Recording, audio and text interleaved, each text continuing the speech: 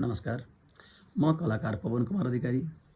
मैले समय समयमा साना साना रचनाहरू तयार गरी हजुर समक्ष प्रस्तुत गर्दै आइरहेको थिएँ र यसै सिलसिलामा फेरि पनि एउटा सानो रचना तयार गरी हजुर समक्ष प्रस्तुत गर्ने जमर्को गरेको छु, जुन हजुरहरूले हेरी सुनी प्रतिक्रिया जनाइदिनु हुने नै छ भन्ने आशावादी छु। मेरो रचनाको शीर्षक छ मनभित्रका अन्तरसङ्घर्ष। के रहेछन् त्यो त हजुरहरूले हेरेर सुनेर प्रतिक्रिया दिनुहुने नै छ भन्दै मेरो रचना सुरु गरेँ है त। मनभित्रका अन्तरसङ्घर्ष।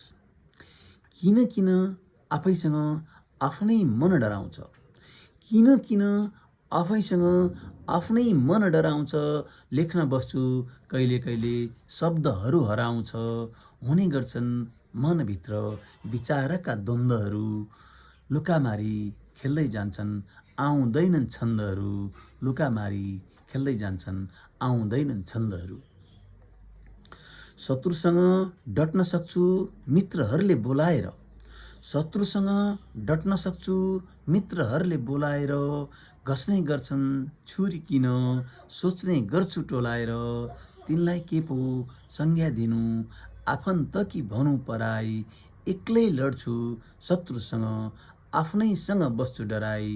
एक्लै लड्छु शत्रुसँग आफ्नैसँग बस्छु डराई। वाद विवाद चल्छ मनमा छुट्याउन गाह्रो भाछ, वाद विवाद चल्छ मनमा छुट्याउन गाह्रो भाछ। कलम ठुलो बन्दै बस्दा तरबारको तारो भाछ।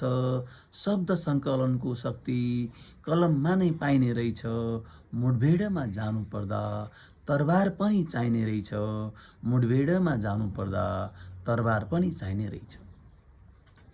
विद्या हो कि धन ठुलो झगडा छ मनभित्र, विद्या हो कि धन ठुलो झगडा छ मनभित्र। विद्या आर्जन गर्न पनि धन नै चाहिने रहेछ मित्र। धन मात्र भएर नि विद्या विवेक आउँदैनन् रे। घमण्ड छ धनकै भने कहिले शान्ति पाउँदैनन् रे। घमण्ड छ धनकै भने कहिले शान्ति पाउँदैनन् रे। हस् त हजुर।